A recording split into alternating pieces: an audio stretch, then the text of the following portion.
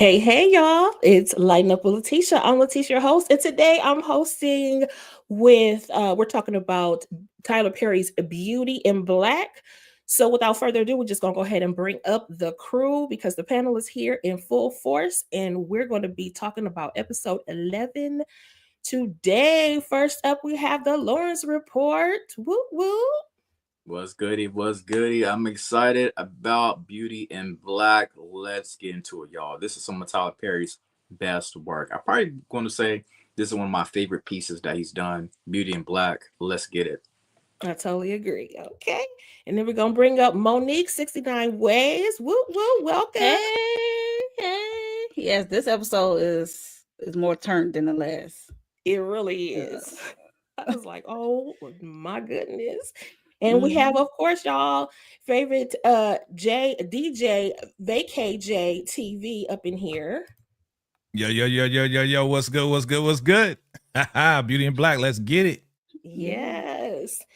And last but certainly not least, our girl TicahDishawn, all things ruthless. Welcome to the stage. What's good, everybody? Thank y'all so much for having me today. And listen, we about to dive in because Beauty in Black is definitely the epitome of being ruthless. So I'm here for it all. What's good, everybody? Yes, indeed. Okay, we gonna acknowledge who's up in the chat. Well, first of all, somebody has a new member. Welcome. What up, Betty mates? Thank you for being a ruthless addict. You are officially a ruthless addict. So thank you for tapping in. I do appreciate it. Whoop, whoop. Oh, okay. Yep. You went ahead and thanked her there. Okay, y'all, we have got to get started because this episode is so crazy. Talking about unexpected. I feel like anything that happened, things that happened in the first part of the season, child, we ain't got nothing on what happened in the second part of the season. So here we are with episode 11. This one is called Up Against the Wall. And so I'm asking y'all, how did y'all rate this episode before we get started? Who's going first? Lawrence. Let's see here. I'm gonna give it a solid 9. Okay. Monique? Yeah, for me, I'll give it a 9 as well. Yes. And Tika? Yes. Oh, definitely a 9.1. And I'll tell y'all later on why I gave it that extra 1 point. But yeah, they brought it. They definitely brought it. And Jay? Yeah, man, I'm definitely going to give it a 9.5, man, because it turned up. Definitely did. Okay.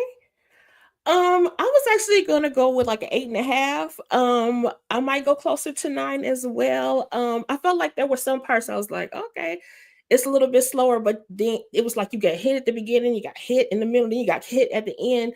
So yeah, okay, let's just jump in. So first of all, it started off with kind of a short scene where Jules is talking to Officer Alex and Officer Traxon, who I had to look up. I was like, what is this man's name? Anyway, he was getting updates from them. He was also giving orders for these two cops that are moonlighting for him. He wants them to find Kimmy. They tell him the DA is on the case, but they have all of the footage and all the cameras together, and also that Debo is on lockdown. And the other thing that Jules wants them to do is to find Rain because they need to find Kimmy. And he just cannot believe that Kimmy has gotten the best of them and is outsmarting him. So did y'all have any thoughts about that first scene? I just want to say this right here. Kimmy is a very extremely smart young lady. I know she took her blows in the first half of the series, but in the second half, she turned up. I mean, yeah, she did outsmart the two cops and Jules. So I'm proud of her for staying 10 toes down and being alert. Same. Tika? Yeah, you know me, I'm extra. I was like, get it, Kimmy. Get it, Kim. Because Kimmy was doing her whole freaking thing, not just in the 10th episode, the 9th episode, but the 11th episode. She literally brought the smoke. And oh my God. But if she say, I want my sister one more time, I'm just like, girl. I'm going to tell her to get in the bag. Because, girl. Okay. Hilarious. Jay? I'm gonna give you one more. I want my sister. I want my sister. I'm on my sister. I mean, Seriously. yo, Kimmy, dog, she is on a rampage. I like how this is continuing from the beginning. Like it's not letting up. She's not letting up. It's getting more intense.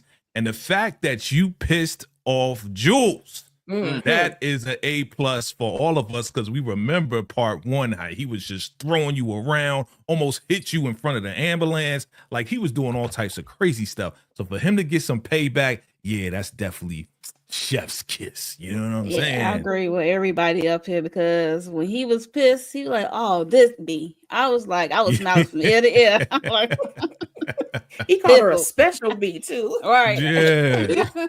Oh, she a special bee. And, He was that, going through. and that right there is just how elite Jules know Kimmy can be when she put all of the pieces together. Because, like you said, special. Mm-hmm. Oh, yeah. Mm-hmm. Shout out to Bookworm 57 and Zachary. Hello, how y'all? How y'all doing? What up? What up? Yes. So then, oh my gosh, we get on back to Auntie Olivia, child. This one of She my here favorites. with Tenderoni Tony. Oh, I like that. Not Tenderoni Tony. Mhm. I like it. I like it. Bringing her coffee, asking if he can do anything, if he can help with anything. She's like, just sit there and be pretty. And unfortunately, he doesn't realize this is going to be the last time he's going to be sitting there looking pretty. But so she like, listen, you gonna tell me what happened? So this is where we find out that Olivia is the one who set up the robbers to rob Horace, right? Now, meanwhile, Kimmy and Angel, they thought they was doing something. They thought they was setting up Horace, but it was a for real thing going on. And Olivia is responsible for this. She's trying to take him out because she wants her sons to get more shares of this whatever is going on with this will. But it's very important, as we'll find out later on, that there's stipulations on this will, so she can't look like she's done this. And little Tony, he didn't botched up the job. So she said, what she say, y'all? Get in the bag. Get in the bag. She said, you know I don't like sad goodbyes. At first he got in the bed like a dummy. But at first he was like, just sit there and look pretty. He was like, yeah, I could do that. So he thought he was off the hook. And then she was like, you know what to do next, right? No, but can I make it up? Nah, get in the bag. Don't let me say it again. You called him tender, what you call him? Tenderoni Tony. Tenderizer Tony, because they tenderized his ass. Okay. They did. I mean, literally, she told him to get. They came in with this big old bag, and I told y'all earlier last weekend, I had already seen this. I was at an event and we were cleaning up, and somebody had one of the big trash bags, and she went like this to try to open it up. I said, I had PTSD. Like, oh my God, you know, that's funny. Like, get in the bag. That man had to get in his own bag, zip his own self up, and take out his own trash as himself. I'm like, are you serious? Right. So zipped them up in the bag. They popped them at the top, and then she's just sitting there smoking her cigarettes. What you say? Let's the clean up. I thought it was so clever. It was like, you're not messing up my furniture. Get in the or bag. My carpet. Right? Okay. Like just pow. I was like, wow. All they had to do was just zip it the rest and then just throw That's it out. I just want to know what was going through Tyler Perry's mind when he wrote this part of the series right here. Like who thinks about putting somebody in a body bag, literally? Like that's very creative of him to come up with that concept right there. I could say, and I know Tika will agree with this, he had plenty of practice on torture and unalivement in Ruthless. Okay, so all of that led up to this moment. This is what you're seeing is a piece from what would happen in Ruthless.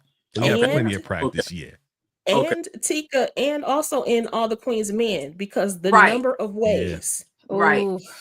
Definitely, yes. definitely. Yes. And just like Lawrence was saying, like this is very, very unique. We've never seen anybody say get in the bag. We've always seen them unalive somebody, then put them in a bag or lay them on some plastic and then, wrap them up. But Right. Right. never have we ever seen Mhm. anyone actually go in the bag themselves and then get popped. So I loved the ruthlessness, the diabolicalness of that whole moment.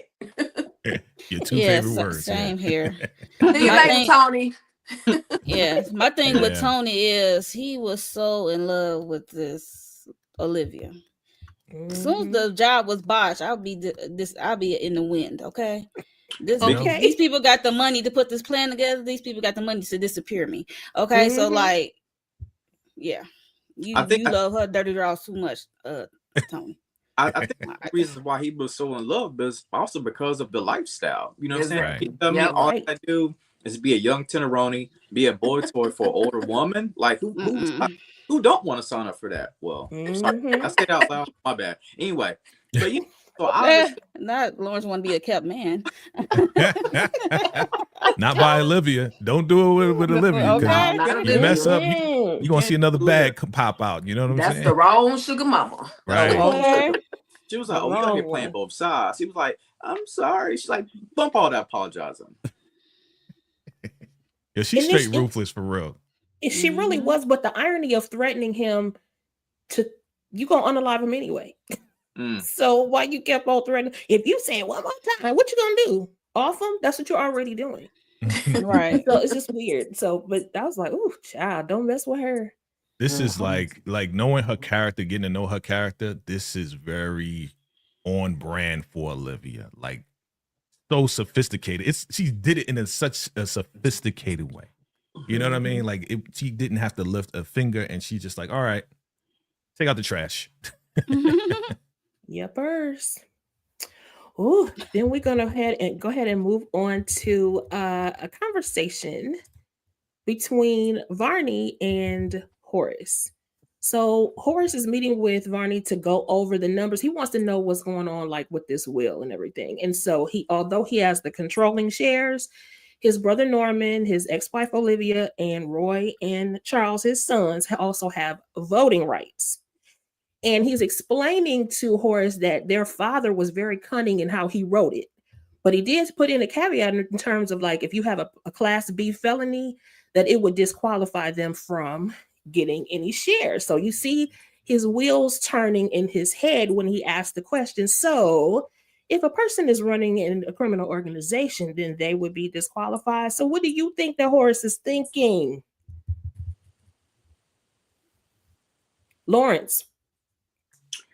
I think Horace is thinking at this point in time, what in the world is my family also doing behind my back? And how can I get these shares in my hands once and for all so I don't have to divide them against my evil family? You dig what I'm saying?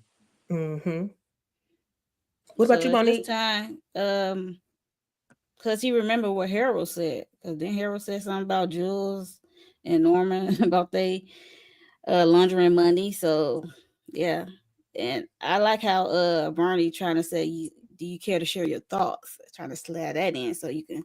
He's like, "No, if I want to share, I will share." So Mm-hmm.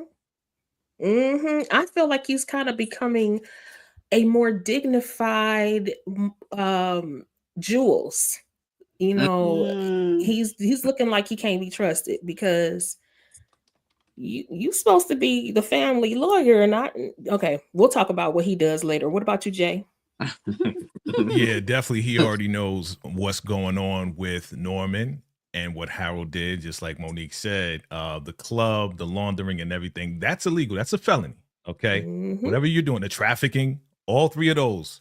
So you already know mm-hmm. he's up to. Hey, Barney, we gonna figure this out, and I'm gonna cut all of them out of the will. Yeah, Mm-hmm. Including yeah, Jules. yeah.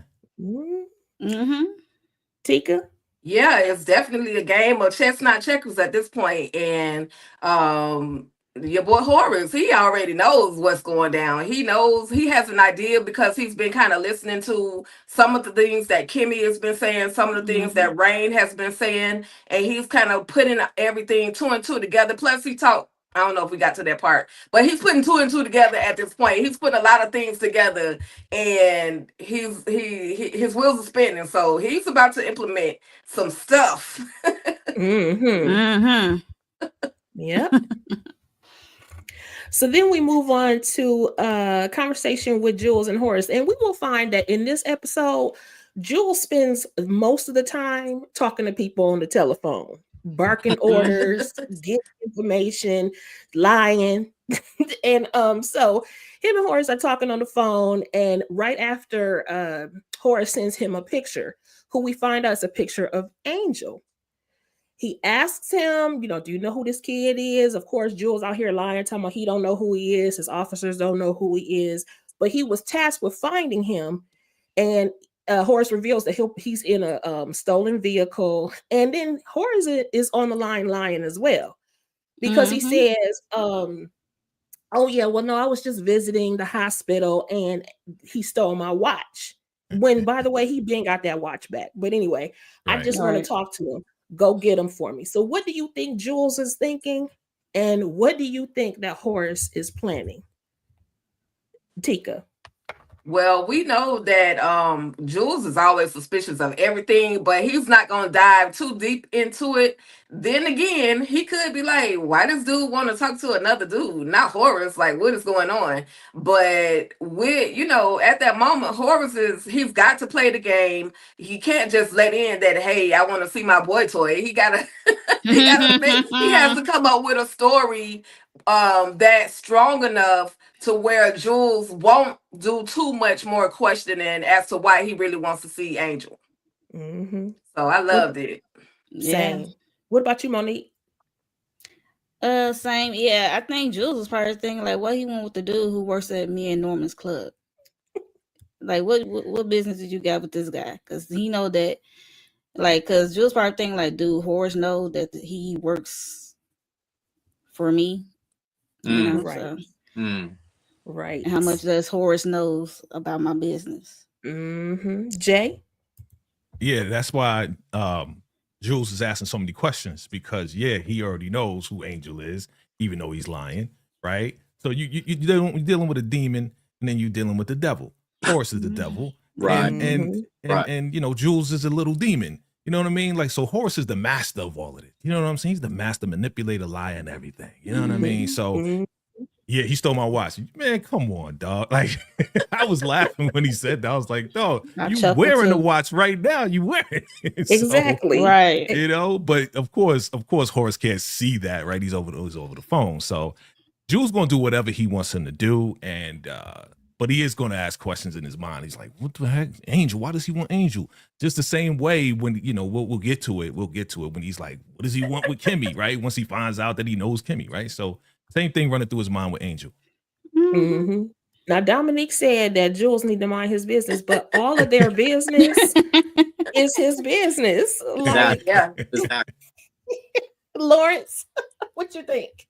Listen, everybody has to play the game the right way. All of your cards cannot be revealed. We see that with both these characters right here, basically. Yeah, they both right.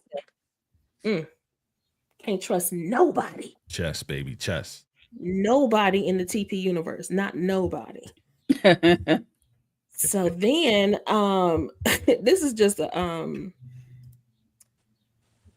another quick scene though. But the officers go to the hospital. Child Rain is gone.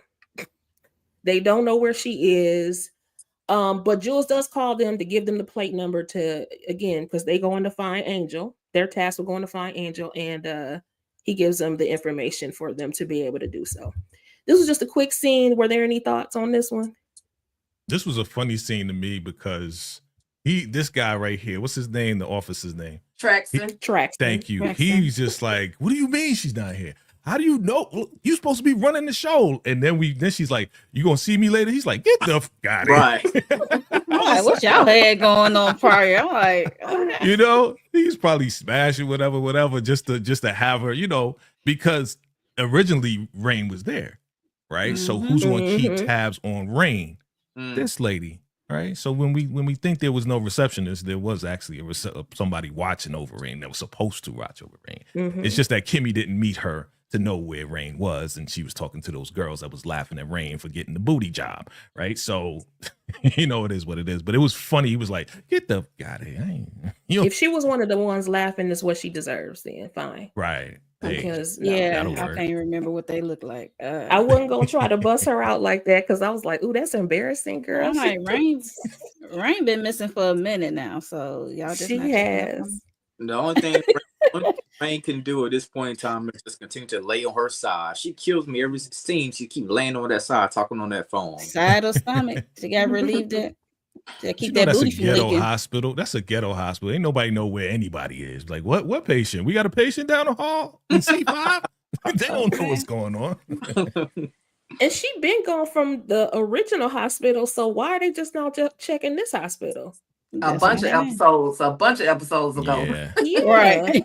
But you know, in TP world, that's probably like a week ago or 2 weeks ago or a couple of days ago, you know.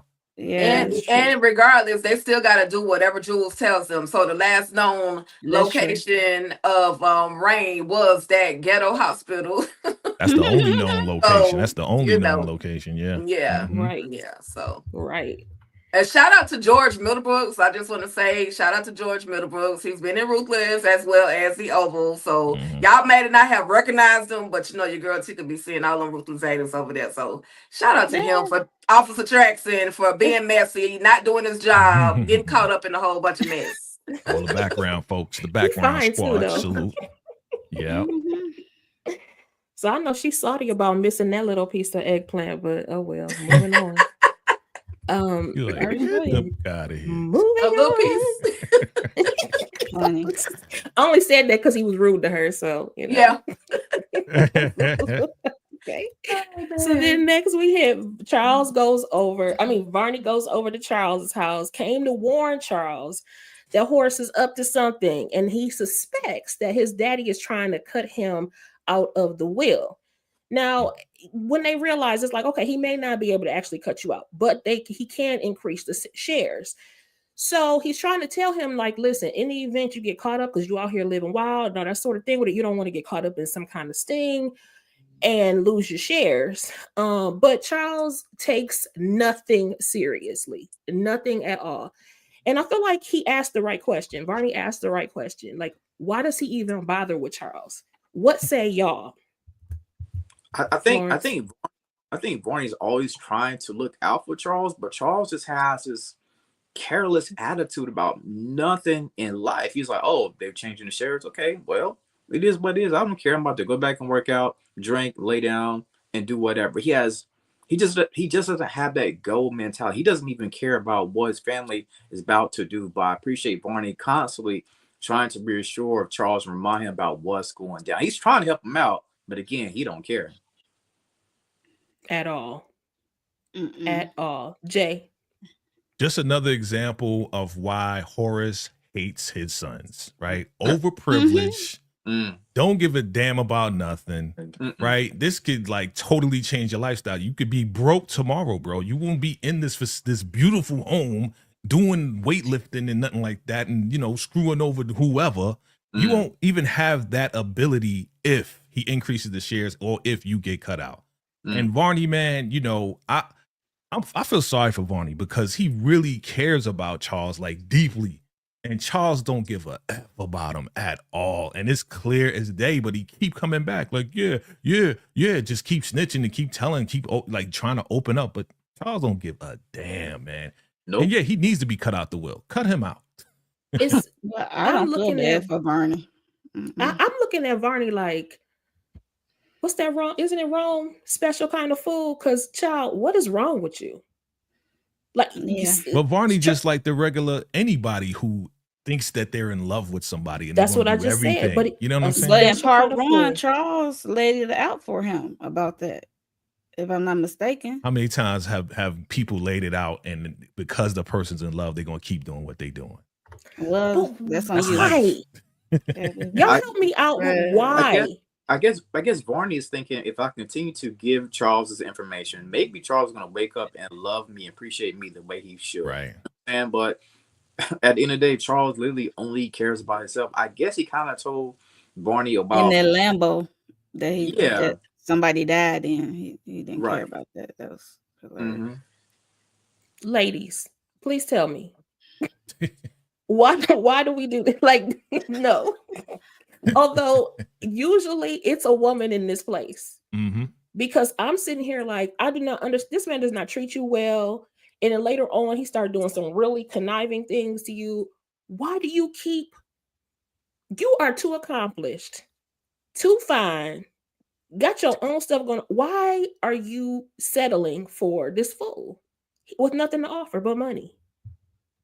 What But what isn't that the irony though? Women do it all the time, and now we got I an was about to say example of that a too. man. We got a man that's doing it. Yeah. Like he's willing to put up any and everything for somebody who really don't really care for him enough to commit to him. And even with the whole commitment thing, Varney is not willing to come out yet. So that's another thing. Charles is like, That's you're what I was not about to even say. out. So like what is the point of me kind of pouring all of me into you when you're not even willing to out loud love me? You know what I mean? Right. So this is why I think that Charles feels the way that he does towards Varney, or he shows how he feels towards Varney the way that he does. And hey, men do it too. Yeah, We it's that see. typical. It's the typical good guy, and I'm not saying that he's totally good as far as Varney, but in this situation, he's trying to do good. But it's the typical good person loves the bad guy. All right, always trying to prove themselves to the bad guy, right? So yeah, what's yep. what's that song by Chinky and Tyrese? Every time I try to leave somebody keeps pulling Someone me keep back. pulling me Pulling me back, back, me me back, back. me back, me Yes. back. Every go. Go. Shout out to Jason Weaver, who does not get enough kudos for his vocals. Moving on. And I agree with you, Dominique. Yeah, I don't know if I want his license taken away, but he does talk too much, and he's doing the most. That's what Isn't I there like thought. a client something disclosure? What is it called? Client It's attorney attorney privilege. Privileges. privilege. Yeah. Yes, All he out is the door. violating all of that, yo. He's violating all of that right That's what there. I'm saying. Oh, I'm like, you we know sound that. Yeah. But don't crazy. they get tricky when you work for the family? Who? Yes. It could be, yep, because it's really the best interest for the Yeah. client itself is the family. So, or it might even not even be the family. It could be the business. Right. Mhm. Yeah, that So, too. Yeah. Yeah, we know that part. Yeah. ooh, okay. So then we move on to this conversation again. Jules is on this phone. This time he calling Norman, and Norman immediately is like, "Where is Debo? Because Yeah. I need to get at him." But that is not why Jules is calling. Jules is calling because he is like, listen, you need to talk to your brother, because if he told Harold anything, I just got a weird call from him. He requesting some kind of Dominican kid. And Norman started laughing because he like, oh, he always loved him some Dominican woman. He said, no, no, no, no. Ain't no woman. This is a man. And so he's like, what? And then he said, yeah, some guy stole his watch. So this is where we get the funny. He said, oh, well, I feel sorry for him because the way I feel about my wife is the same way he feel about his watch. So, and then of course he ends the conversation before he hangs up on Jules, because he goes off at this point. He's like, he goes back to the wife conversation. My wife is dead. You don't even care. We need to find out, where is Debo? So what are your thoughts on this one? Tika. Listen, that's just what it is. I want to know where Debo is. I need to feel good. Like, how they say women, they kind of, some people, I ain't gonna say just women, but people gravitate towards sex to feel good. I think that Norman gravitates towards unalivement to feel good, especially because this person allegedly unalived my wife. So I'm gonna take that person through the torture and the pain and the whatever my wife felt. I want to make that person feel too. So yeah. He again, the word diabolical just always pops out. These I'm demons, these some telling you. demons in this family. Devils. And a reminder, snitches don't always get stitches. Sometimes they get ditches, okay? Oops. Stop Right. your madness. Lawrence. It's obvious that he does not trust Jules at all. That's why he still wants to see Debo on his own so he can talk to him and get more information about did he actually run over the wife on the old road, whatever. So, of course, he later goes into my wife is dead, you know. Monique? Yeah, this wife is dead is getting on my nerves. But yeah, so I like how he hung up on Jules, pay him dust, because when he said Debo, we handle him. He's no longer.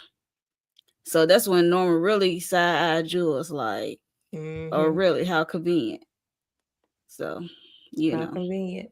Yep. Jay, you got any thoughts? Yes. My wife is dead, so give me money. My wife is dead, so do this. He kept running. That's the other phrase. So you got Kimmy with, I want my sister, and you got Norma with, my wife is dead. You're thinking about yourself. Like, you just using that at this point to get anything you want. You know people like that? Like, come on, man. I just lost some money, man. Or, I just lost my job. Come on, give me some money, right? So he just keep running that over and over and over. And I agree with everything with what y'all saying, man. Like, we're finding out what we thought Norman knew about horrors. He doesn't know, right? Especially when it comes down to Norman messing around with Horace messing around with dudes. We thought that he would know that, but nah, he don't know. So. This was interesting. Yeah. I also like to bring up how Jules kind of paid his wife to the dust, his mail order bride. Norman's wife pay him dust, like, get over it. I'm like, it just happened. How you gonna tell this man to get over that? Exactly. And you lost your mind? Yep. He recognized the mistake he made in saying it out loud, because child, he went off. He ain't getting over nothing until I need my satisfaction. Yo, he was going crazy last episode. So, and I'm like, Jules, like, you know what the man is capable of. Remember the whole emergency vehicle? Please tread lightly. Yeah, always he mentioned that last episode too. Like, yo, dog, I'm trying to cover this up, and now you just trying to cause more mess with Debo. Relax. So he still want Debo no matter what. Right. Poor Debo, but he should have kept his mouth shut. I don't know why he thought he was talking. Why? You're right. Anyway, moving on. The next scene here, we have to see Jillian again. She looking better. She don't sound better though. She just gets on my nerves. Yeah, I would say, yeah. I don't know if that's on purpose, like a Whitley Gilbert thing. Like, what is going on? Yes, she's very annoying. But she was also mean mugging Mallory, which I thought was very interesting. But Mallory's phone rings. It's Lena the lawyer. We find her name is Lena Norris Walton. And she's like, oh, I was thinking of that job offer. And it was like, oh, I know you come around. And she said, no, I'm talking about something. I'm thinking like, girl, why did you bring it up if you weren't really going to talk about this job offer? But anyway, she informs Mallory that her commercials that she's been putting out there have been working, and her plaintiff list is now up to 64 people. Now, she brings up settlement and talks of making this go away. Now, Mallory had a good point, in my opinion, y'all. I think that why isn't she talking to the legal team? Why does Lena want it to go away? Like, what is her angle? Y'all tell me. The only thing I can think of, she just really want to expose this family for the whole hair care line, the cancer aspect of it. That's the only angle I could think of. Like, she just wants to put them potentially out of business for good. And of course, she mentioned, she's like, "But why are you not talking to my, I think she said my father or something like that." But she said, you know what? You know that you really run the show when it comes to, you know what I'm saying? That's so I go to you. You're actually the main person who's running the whole thing. Let's be honest. Yeah. Yep. Monique?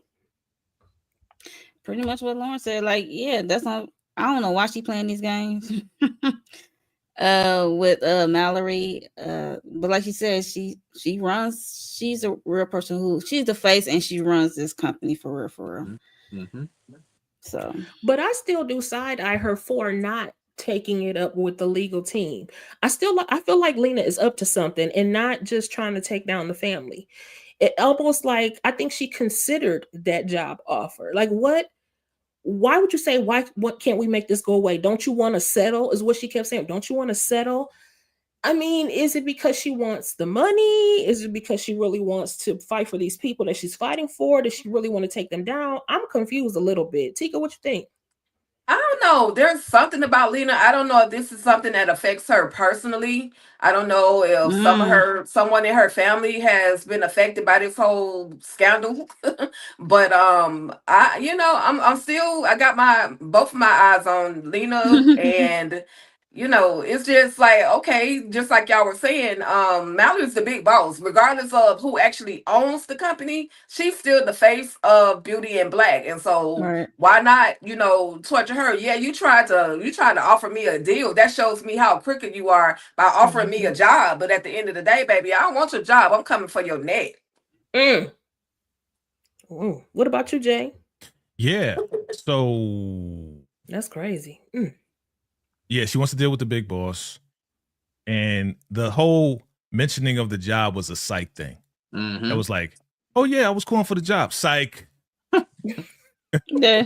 I really want the settlement. Like, what's going on? Like, let's talk. Let's talk. Nah, I'm not talking to Horace. You run the show. Come on, man.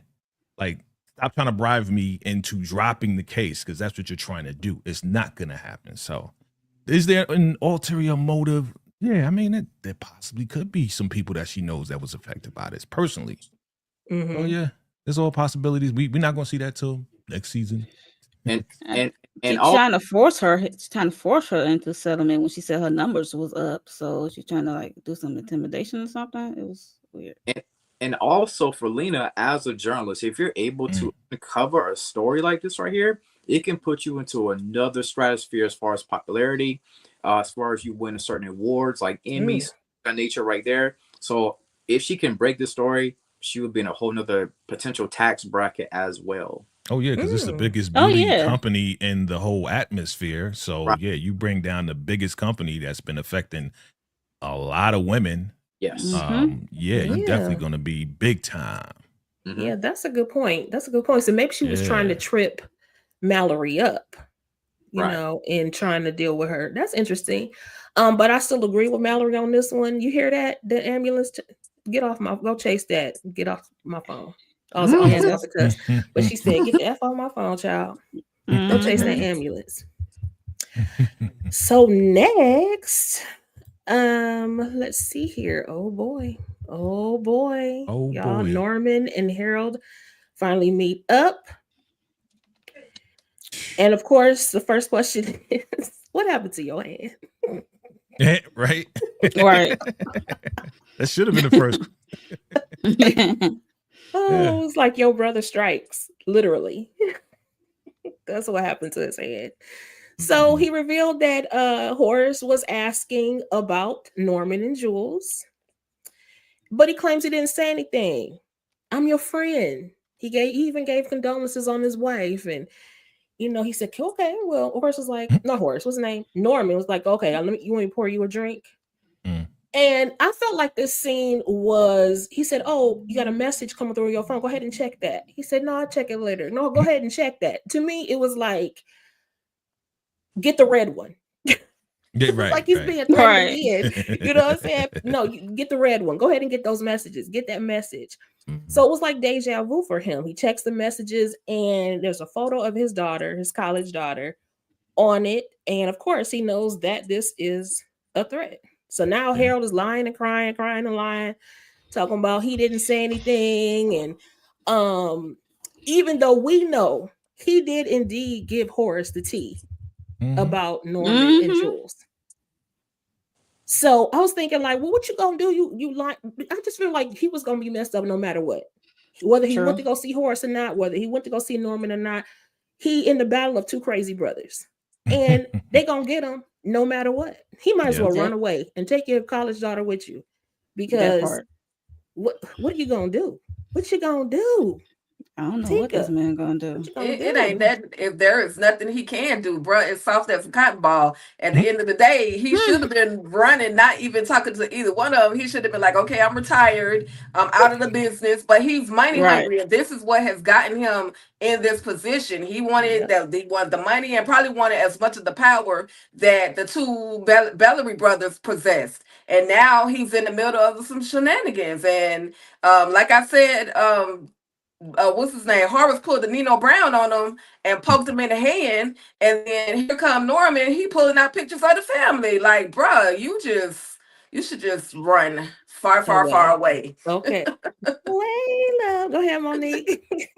Yeah, I feel like he should be like Homer Simpson and me when he back up into the bushes, like disappear into the like, yo, it is too much. Oh my God. And he was trembling and shaking, and Norman knows he is lying. Just He the is shaking and lying. trembling. I'm like, I wouldn't be asking for no drink. I'm not drinking nothing. Thank you. And that bourbon was straight up shaken and not stirred by the time it got to his lips, because Okay. cheers to life is what he said. The irony. Oh my gosh. Any thoughts, Lawrence? This right here is what happens when you play both sides of the fiddle. You know what I'm saying? And at the same time, when he gave him that drink, I was like, oh my God, that is it poison in that drink? He mentions like, nah, you go ahead and drink. It's cool. It's good to go. But I thought he really was going to poison him at 1st with that drink. He was trembling. Same. What about you, Jay? Oh no, I agree with everything what y'all saying, man. He's screwed either way. Catch 22, he's screwed either way, bro. But whether Norman believes him or not, he's gonna be like, look, I got your daughter, even if you lying to me, bro. Like they always got something over, and he can't run. He can't. He could try, but he can't because of his daughter, now. And also because they've done so much dirt in the past. They could have the cops, the feds, all after him. Wherever he gonna go, he's always gonna be running. So Norman can give him up, but they intricate. They tied together like this. They can't be separated. You know what I'm saying? With everything that they have done. So yeah. All right. Hey, DeMarcus, welcome, and hey, Candy. Candy, say hello to everybody. Hey, what's up, DeMarcus? Candy girl. Ooh, poor Harold. You play with the big dogs. Yeah, in this brotherly war. He's okay. So then we head off to Roy and Mallory. Roy just trying to go to lunch, and Mallory stops him talking about, are you want to see Lena? Shows him the video of him dismissing the victims from the protest and him getting into it with them. But Roy don't care. He does not care. And what does he, of course, bring up? Who was she sleeping with? That's another one. Go same line again. Same line. Are y'all as tired of them as I am? Toxic. I'm tired of him. I'm tired of him because that's what I'm saying. He keep bringing up that line. He's saying the same thing. He ain't got nothing else better to do, like I said. And he doing his own stuff. He doing his own thing. That's the crazy part. Right. Trying to, at least, because he can't get it up. But it's all in the effort. yeah, we know that. Yeah. Mm-hmm. And he doesn't care anyway. He leaves out. Calvin comes in, and she wants Calvin to go and follow Roy, but he like, I'd rather be with you. Ooh, yeah. I've been waiting for your songs, okay? Yeah, it was coming. I thought you had a song for every line that's in this show. Okay. I will back it up. Yeah. He like, listen, he coming at her. He's being so facetious too. And he's like, oh, don't worry, you're gonna cry. It didn't dry your tears.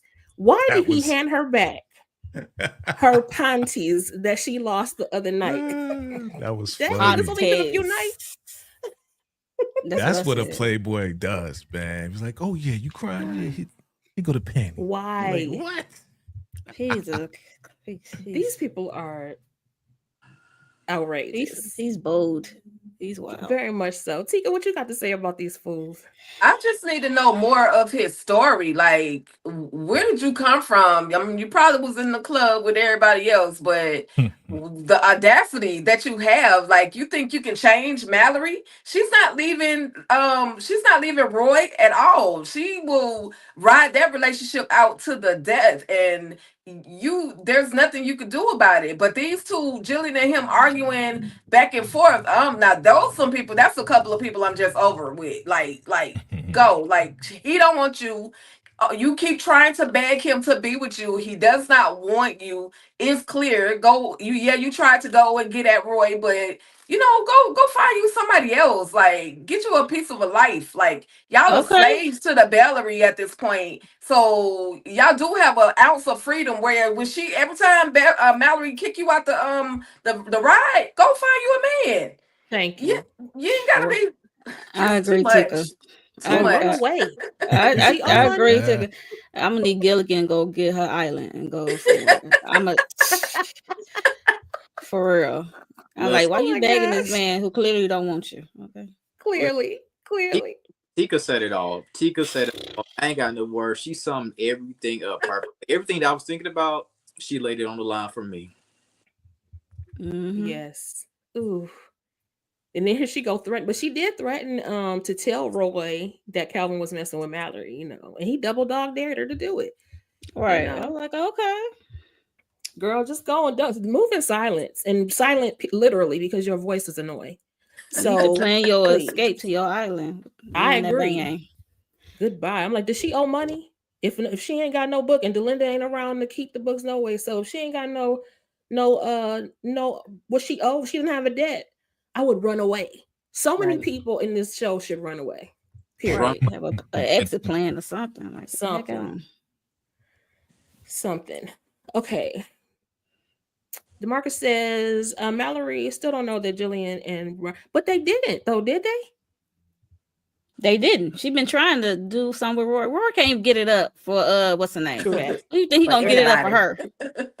I forgot. True that. And here he go being Team Calvin. What? Beat it. There go DeMarcus. I mean, if it wasn't so annoying, I guess I would want to hear. I do still want to hear his backstory. All we know is that he Jules got him off the street as well, but clearly he's not in the same kind of debt that like Kimmy and Angel are in. Yeah. You got any other thoughts, Jay? Oh no, y'all said it all. Yeah, pretty much said it all. I mean, the boy, he trying to show that he wants Mallory. She don't give a damn. She just want the D, and to get him get out of my face. When I want it, I'll take it. That's it. And Jillian, she just, I don't know why she even trying. Like, he don't care about her, bro. He don't care about you. Lee. Just whatever. She's like, I'm gonna mess up your world. Okay, sure. How's she gonna do that? At this point, that energy, she need to be upgrading her own world. How's she gonna do that?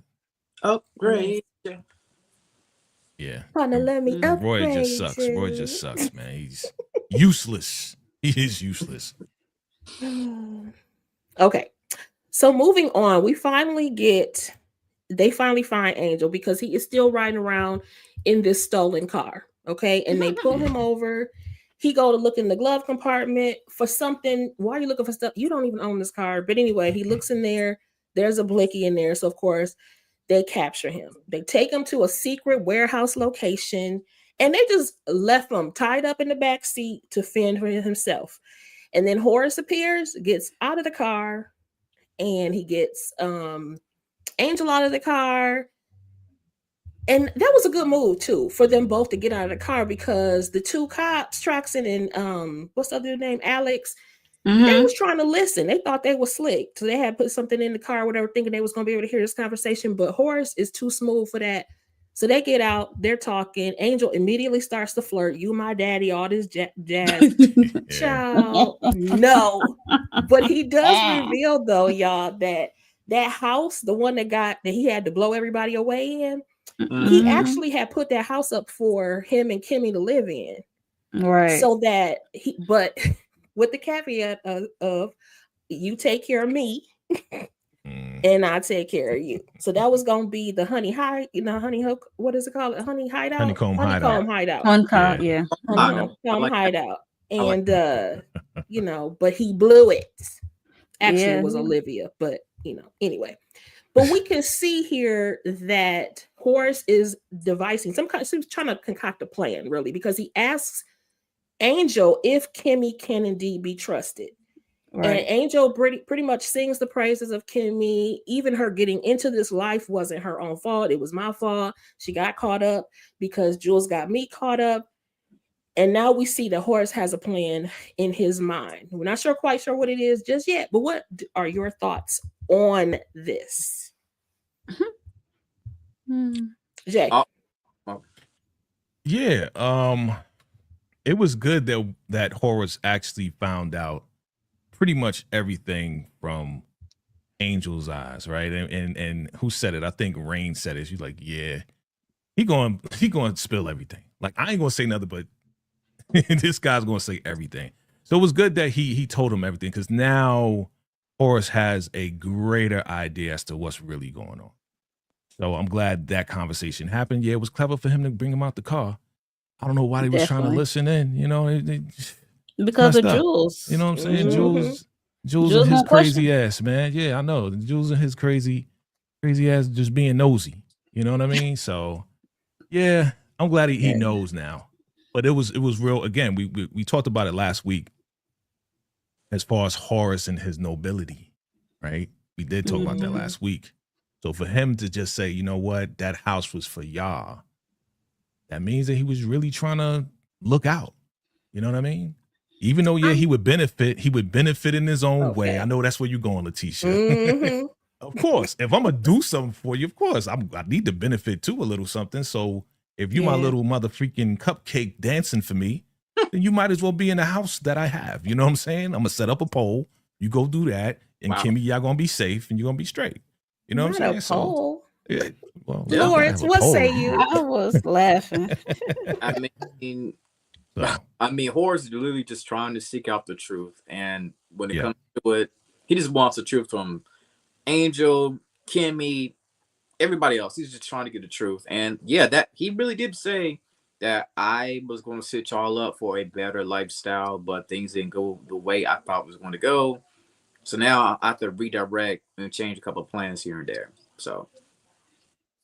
And your man was begging too. He's like, no, we can still do it. He's like, nah, that ship is. I ain't got no use for you. Like, I ain't got no use for you no more. That ship He's is like, sailed. nah, we can't It's do that. all Olivia's fault, right? So yeah, he was like, oh, there's like 20 more of you or something like that. But he also mentioned, oh, you're so cute. So it's like, I can't really kill you even if I wanted to, because I kind of still like you. I still think you're attractive. You know what I'm saying? That was a little cringe for me, but yes. Yeah. I don't even remember that part. Yeah. And he called him his whole crush. He told him he was his crush. So right. Hey, if Angel wasn't as fine and sexy as he is, he might not be here right now. He might be in the plastic bag. So okay. After y'all the information, he gonna be gone. All right, Tika or Monique, do y'all have any additional thoughts? No. Oh, Angel finally. Well, he still didn't have no plan. All his plans have failed, but at least he was able to get out of this mess because he is at least so cute. So just thank your Dominican parents. I was about to say you were in the right place. So your looks don't save your life. Okay. Because baby, these people are dangerous. Yeah. All right. So then we are back to the office. This time with Mallory, Varney, Calvin, and Roy. Now, Varney and Mallory are discussing the case with Lena. But he suggests that they hire power attorneys that are going to scare the bejesus out of the family. I mean, not the family, of the victims, pretty much. Lawson, Wright, and Mason, whoever they are, but apparently they're very prominent. And he says, here go Varney talking again. You need to have a conversation with your father-in-law because he's been asking about the stipulations in the will. But don't tell him I told you. No, my thing is it wise of Varney to keep revealing this information about Horace? No. No. If Horace is the man that's going to be chopping heads off, Varney going to be the first one to go. But like, how dare you tell everybody about our conversation? Like, you're supposed to be keeping it a secret. It's supposed to be confidential. What are you telling everybody for? You know, like that's crazy. Right. I'm trying to cut everybody out the will. You're telling everybody, yo, you need to go talk to him. Like, what are you doing, bro? Like, you bugging, you tripping. I agree. If he want everyone to know, it'd be a whole family meeting. Yeah. Mm-hmm. So then Mallory want to play games at this point. So she sees Calvin sitting outside. So she goes to hug Varney, trying to make him jealous. And unbeknownst to her, Roy is actually the attention that she got. He busts up in there trying to fire Varney and accusing him of sleeping with his wife. And I'm like, you already know the song. If you only knew. Okay. You barking up the wrong tree because he's not interested at all in Mallory. But here we are. And here he goes, meet me outside. I'm like, are we in a bar or this is a place of business? Like, what are you talking about? You're doing too much. So Mallory tries to, he runs off. Mallory tries to reassure Varney that everything is going to be okay. But Calvin don't care. Does he? I mean, I don't know. What y'all think? This whole, why is Mallory playing games? That's my question, for real. You know, I don't know if y'all paid attention. Well, I'm pretty sure y'all did, but did y'all see that look on Varney's face whenever she went up for that hug? He was like, he was kind of confused, but he went along with the game. Because she's not the person to be giving hugs. Yeah. Right. I guess she's not the type to really be hugging on people like that. So I guess that's why he was kind of confused. But of course, we know she tried to make old boy jealous. You know what I'm saying? At the end of the day. And Roy came in, oh, so you're the one who's been sleeping with my wife. Mm-hmm. Hey, and got his finger all in his face, boy. Yeah. Sorry, Lauren. No. I'm saying he was like, yo, let's take it to the parking deck. Let's get it at the parking deck, bro. We didn't fight here in the office. Go to the parking deck. Mm-hmm. Well, at least he got some sense to take it to the parking deck and not do it in the office. He gonna learn about doing stuff near some glass, but we'll see. Tika, what you say?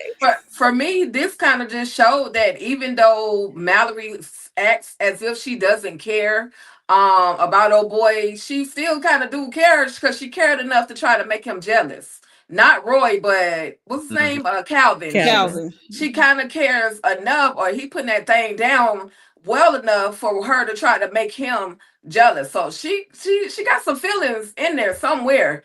It's just, you know, Roy just happened to walk in and disturb what she was really trying to do. And Roy was going off on Varney.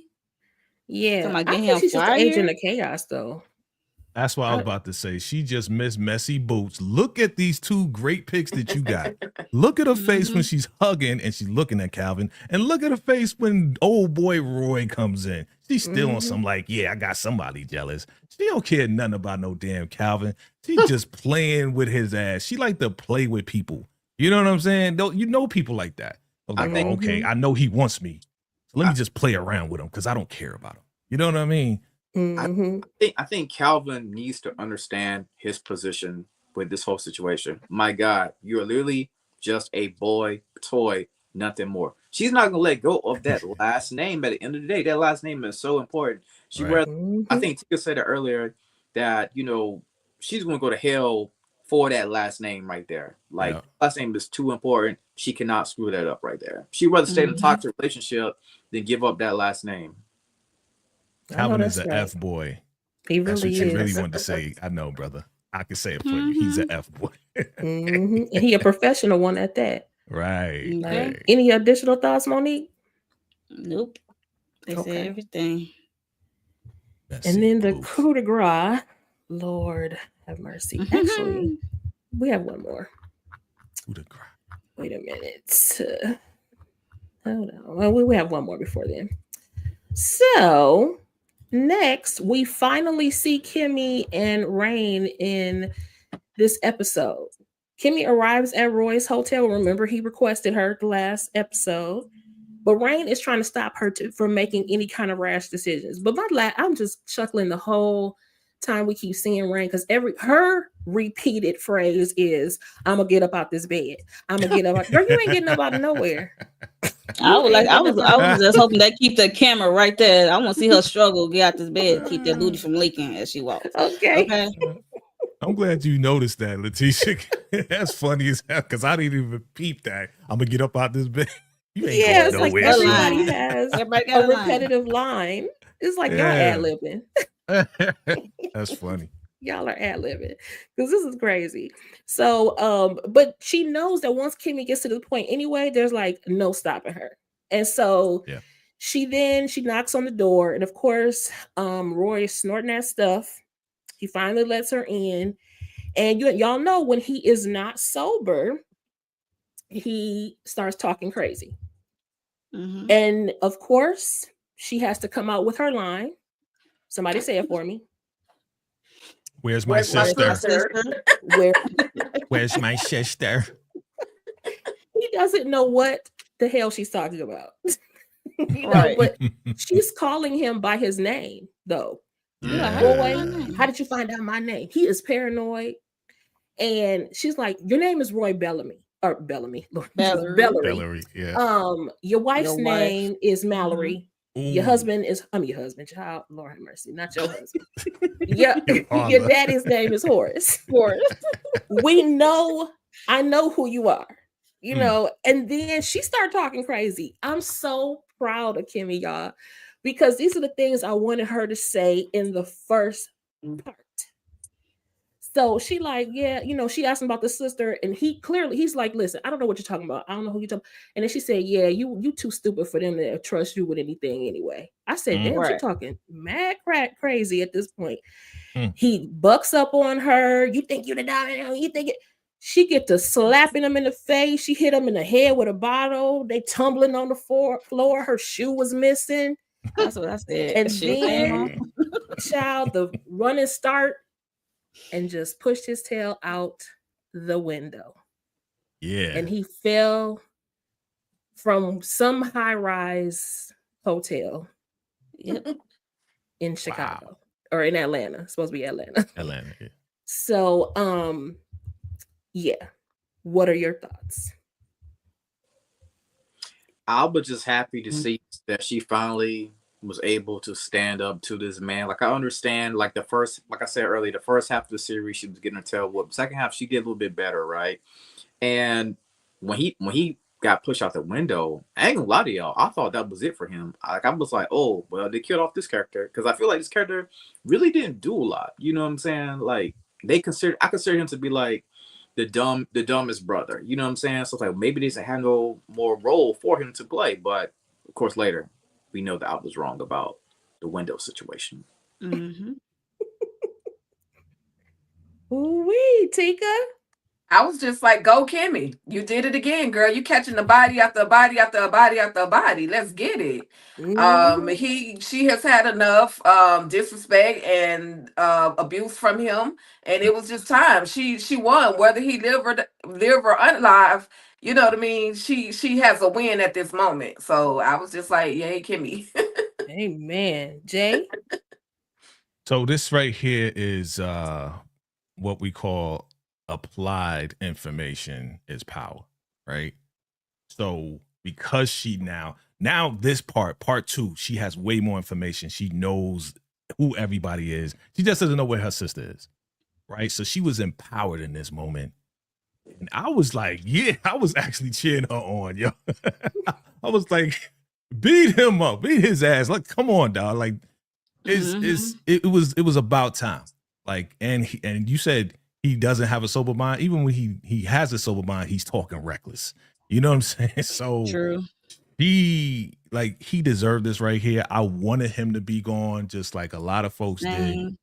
But I was very surprised. I'll say it like this, because I was not expecting her to just run and just push him out the window the way that she did. You know what I mean? So I was like, yeah, okay, wow. I was really surprised and like, yo, okay, what next episode? Let's get to the next. What happens next? I was so hyped on this thing right here. You know what I'm saying? But we still don't know where my sister is. Okay, but we'll find out.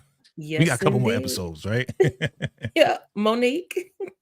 Yeah, I agree with everyone. I enjoyed it, and I was rooting for her, and I had to rewind it again just to see it again. Wow. Same. Okay. I was like, ooh, Same. smack, toss, I bottle, watched that smack glass 10 broken. times Dang. Mm-hmm. It's a 10 times. because I was trying to catch a good screenshot of You it. did- I you was did a trying to great see it in job. motion. You did a You did a great great job. job. You did a great job. Look, You caught look, it. Thank that you. smack sobered him up. I know that much. Mm-hmm. Because he even commended her. He was like, I ain't gonna lie, you hit harder than mine. Right. That's when he was walking towards the window, right? The He's like, window, yeah, right. Which was stupid. he ain't know she's gonna do that though. He didn't know, man. She had her track shoes on. She got the other shoe, right? That's not Push want her my out. sister back strength, okay? Okay. Yeah. Okay. Yeah, this time around she had that motivation because they got the sister. Like, Right.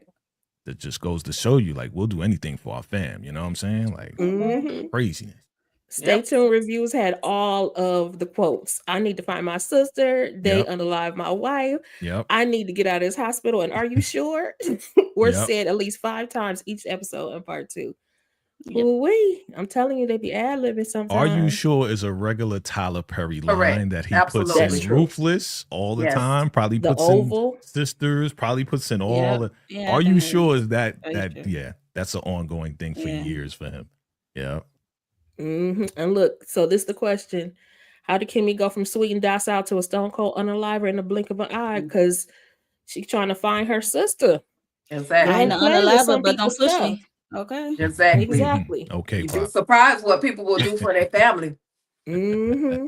I heard that. Or for the reason that hits them the hardest. You know. Mhm. Speaking Yeah. of which, there was another comment in here I wanted to bring up, and it was about Lena. Oh, here you go. Somebody said, "Would it be something if Lena had the big C from the hair products? That would definitely make it personal." Yeah, Tika said that. Yep, she might have it. Yeah. Or know totally somebody agree. that did. Yeah. You know, Right. it's like it because it does. It seems like it's super personal for her. So Yeah. Yes. And she's Yeah. extra motivated to serve people, right? As we're gonna get to further along, you know, when she serves or tries Yeah. to serve Olivia. Try. We'll Yeah. get to that. Yeah. Yeah. Yeah. Yeah. Well, Mhm. stay tuned. We don't really know this part yet, but I mean, he was, I don't know, folks, when they out here using that stuff, it seemed like they exactly. Mhm. got Yeah. You'd be something to get surprised too. who survived when they on that stuff. Oof. Mm-hmm. They on Yeah, I that mean, we all stuff. saw it, right? So even when he was in the hospital, we all saw the whole thing. So we can talk a little bit about it, right? Even when he was in the hospital, he was like, "Yo, I need more painkillers. I need more pain, whatever." She was like, "Because you have stuff in you already, Mm. you're able to move around the way that you do." You know what I'm saying? Right. So me giving you more painkillers is not really going to really help, but you already got stuff in you. So yeah, you know, that adrenaline rush, that blood, man. Mm. Yes. So that was the end of episode 11. Up against the wall. It was really up out the window. Great. Up Okay. to the Literally. window. To the floor. What? It's to the balcony. To the wall. Window To the to the ground. wall, To the balcony. So on the floor. Yeah. That's funny. that's where we are. Any overall thoughts to this episode? Are we ready for the next one? I know I am. Yes. Can't This wait. was a great episode, you know, like It a lot of was. information, more messy boots. This was just great right here. This was satisfying to me. I was very satisfied with this right here, you know. Yes. I Same. wasn't satisfied when we found out what happened to him. I was like, I know. Yeah. Right. Although, you know, it's so funny. Remember, I told you I was not rooting for Roy, but I was sticking up for him the last few episodes. I was like, oh, because he's Yeah, just you so were. hurt now. I was like, and now we back. Because when he started talking crazy, I said, oh, well, there he is. Yeah, you were sticking up for him. Yeah, that's true. Tried to feel sorry for you, but you just can't get it right. I told you to run away, and since you didn't, here we are again. Run away, love. Okay. I run away. Period. I blame the parents though. The parents didn't instill nothing in them. Go Nothing. spend money. Go shop. Go. You know they didn't instill anything within Roy or Charles. So now you got two little bad seeds that are just accustomed to getting any and everything that they want, and there's nothing that the parents can do about it, because at this stage they're grown. There's nothing you can tell another grown man Right. at this point in their lives, and they're not going to change unless they want to change. So, blame it on Olivia and Horace, but the episode was absolutely crazy. I'm loving it. Kimmy is winning, winning, winning one way or another. Even though she ain't got a sister yet, she's still winning. She's fighting a hard battle. You'd be surprised, like I said, what people will do for their family, the lengths they will go. They will take some people out. I'm just saying. So I'm loving it. Everything, that the way they're moving, I'm just loving it all. I'm loving it. Mm-hmm. Lawrence, Yep. any additional thoughts? Tika's right. When it comes to your family, right? You will go those extreme lengths to do what you have to do to find them, right? And I know we joke about Kimmy and the sister, but I just think if my own living sister was in a predicament like that, I would go to hell and back, trying to find my sister at all costs, no matter what it took. If I had to blow out some brains, whatever the case may be, if I gotta chop somebody up, I gotta do what I gotta do until I'm able to get back my loved one. Definitely. Mm-hmm. What about you, Monique? What was the question? Sorry. Final thoughts? No, not really. I just know that Roy and Charles, yeah, they are spoiled. They kind of remind me of the brothers of the House of the Dragons, the Targaryens. Brothers, they get on my nerves. So, yeah. On my nerves. I agree. Jay, any last thoughts? Yeah, I mean, I think we talked about this in previous. I think the last episode we talked about how we do. Oh, can you see me? We can see you. Yes, we can see you. Okay, we do. Okay, my joint went sleep on me. We do see the spoiled side of it all. We do hold Horace and Olivia responsible, but I also said sometimes parents do try to teach their kids, even though you spoiled them a little bit. They do try, and then the kids are just not receptive to it. They just want to be like, "Are we done? Can I go out and play?" You know what I'm saying? So I do the total blame goes on Horace and Olivia, but at the same time, now these guys are grown. Mm-hmm. So after you hit a certain age, listen, you got to grow up. So, them acting the way they are at this age, at this point, you can't even blame Horace and Olivia. You got to blame them because they grown men. So they responsible for themselves at this point. Well, like Norman said, they're all greedy sons of bees who don't know how to love each other. And the fact that Kimmy is not going to get any kind of repercussions for pushing that man out of the glass, out of the window, just goes to show how much they just don't give a damn. They don't care. Nope. They do not care. So those are our overall thoughts. Again, I don't know who's hosting next time, but we'll be back again as a panel to discuss episode 12. So if everybody wants to go around and tell us what you have going on your channel, we can do that, and then we'll be up out of here. Tika? Yes. Oh God, I had to catch a breath. I got the Oval coming up Tuesday night. We're gonna do a recap. The mid-season finale of Tyler Perry's The Oval. It's been getting crazy over there at the White House. We got to do something about Hunter and all these people over there.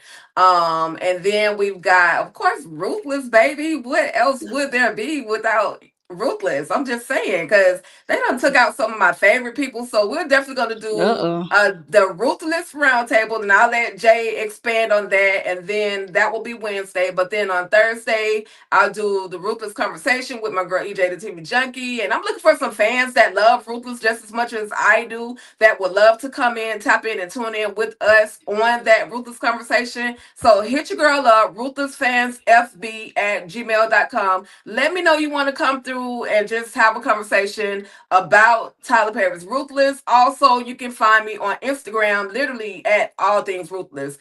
Just let me know if you want to be a part of that conversation. And then we're going to do back to Beauty and Black. So I guess it's between Lawrence and I as to who's going to actually do Beauty and Black. So at some point, one of us will say, okay, I'm next. You know what I mean? But that's pretty much it. I still owe you guys a recap on Beyond the Gates. And I'm definitely going to give that. But again, just like I stated in one of my lives, they said that this was the first black soap opera. No, give Tyler Perry his credit. The Have and Have Nots was one of the first black soap operas. That's right. I'm just saying, give that man his credit. And that's pretty much it. And thank you, Letitia. You did such an amazing job hosting this live. I absolutely enjoyed myself. So thank you. Thank you. Thank you for joining me. It looks like Lawrence is going in and out. Let us know when you're ready, Lawrence. But Monique? Yes, you did a great job. Very well. Thank you. Which I already know you would, because been on panels before. But for me, Sisters had a season 8 finale Wednesday. I did that with Candy Love and Tamika's Den. We did our first reaction on that after the episode, so check that out. They had some surprise pop-ups who we ain't thought about in seasons, and then it was a one and done for them. So if you saw, you know. What else? Tomorrow afternoon, I usually do the Beyond the Gates, my weekly recap. So Beyond the Gates, so I think it's episode 11 through 15, and as well as Found is back. So posted tomorrow evening, Found, and then Monday or Tuesday I will drop a Atlanta Housewives recap. And that's it for right now. Sweet 16. I forgot it was back. Woo woo. Jay, what you got going on? What don't I have going on, right? So first off, here you go. Shout out to you. Great job. Oh, thank you. Great job. Thank you. First time hosting the Beauty in Black session here, so you did an amazing job. Had the slides all good. You know what I'm saying? You did your thing. All right, keep doing it. All right, so of course we're gonna be here whenever, sometime next week, whether it be Tuesday or Saturday. Whoever's gonna host, cool. We're gonna make this happen for episode 12.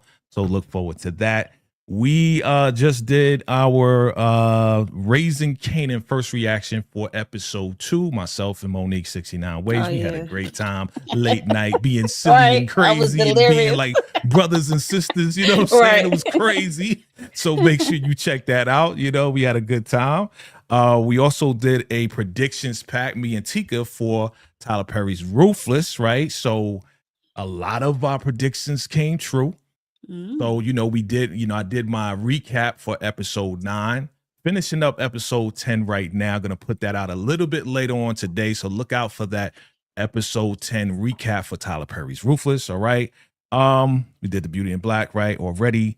What else we got? We got the Oval, the mid-season finale. Me and Teak gonna go in as we do. It's gonna be crazy, okay? Because we already know they noosing people. They doing all types of crazy stuff over there. So we don't know what to expect. Nancy, Richard, it's gonna be insane. It's gonna be insane. So if you're in the Oval, come through, check that out. And I'm gonna be doing some more videos. Look out for some. We did drop an exclusive on that Raising Canaan. So make sure you watch all the way to the end, because I broke down some people that's coming to the season 4. So check that out. Okay, check that out. Other than that, look out for the lives, man. I go live randomly. So make sure you lock in. Shout out to all my members, all my new members, existing members. Man, y'all rocking and rolling, man. And you already know, become a member. If you anybody on this channel got a membership, make sure you become a member, because we give the exclusives to you guys first. You get it before everybody else. So make sure you become a member of everybody that has a membership available. All right. Good job. Thank you. And Lawrence, are you back? Lawrence? Are you there? Okay. It sounds like he's having, or looks like he's having technical difficulties, but I do my Rewind the Light Black Sitcom Spotlight on Sundays. I think we're gonna move it to 4:00 again. And that might be the new time for that. But tomorrow we are talking about the unrequited love turnovers, meaning those people that were doing all that wearing you down stuff, but they actually got the person. And I'm rolling my eyes. So it's going to be a great discussion about that tomorrow. So I am also doing Beauty in the Black recaps 2 at a time. So look forward to that coming as well. And one of these days, I am gonna get it together and finally join the girls and do Beyond the Gates. But if you're watching right now, it's really juicy. It's a really good thing. And just FYI, actually, y'all, the very first black sitcom, I mean, not sitcom, the very first black soap opera was actually in 1970, and it was called Iron of the Bird. It was more like based around like civil rights movement. So it was kind of like a PBS show, but it was a what's name? And then the other one, actually the second one was Generations. And that went from 1989, I think, to 91. It was a half hour, but this is our very first, besides Tyler Perry, the first 1 hour, major network. Heck, even one of the main characters actually came from The Bold and the Beautiful. The writer, the showrunner, the executive director, all came from CBS shows from The Bold and the Beautiful as well. So it's a really good show. Definitely, let's support it. It's backed by the NAACP. And it's just a good watch anyway. Drama up the wazoo. You're gonna love it. So that's all I have. I appreciate all y'all joining me today. I appreciate everybody that joined us in the chat. Shout out to everybody who joined us and participated today. Don't forget to like, share, comment, and subscribe to everybody here on the channel. And until next time, y'all, holla. Hello.